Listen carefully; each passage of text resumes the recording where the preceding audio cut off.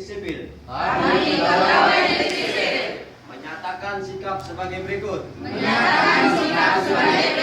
Satu. Mengajak masyarakat, khususnya masyarakat Kabupaten Aceh Singkil, agar tidak mudah terprovokasi oleh isu-isu hoak atau berita bohong dan tidak mudah menyebarluaskan berita hoak atau berita bohong kepada orang lain. Dua. Kami mendukung Polri dan mengusut serta memproses para pelaku penyebar berita hoak atau berita bohong. Tiga. Agar Polri dapat mengusut tuntas terhadap para aktor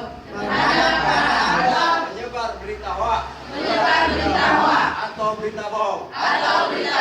Agar bangsa Indonesia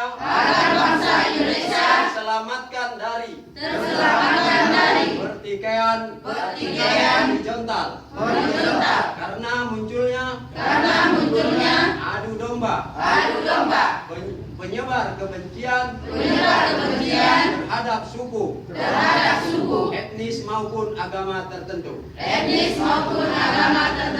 Empat. Mari kita selamatkan daerah kita Kecamatan Simpang Kanan, khususnya Kabupaten Aceh Singkil,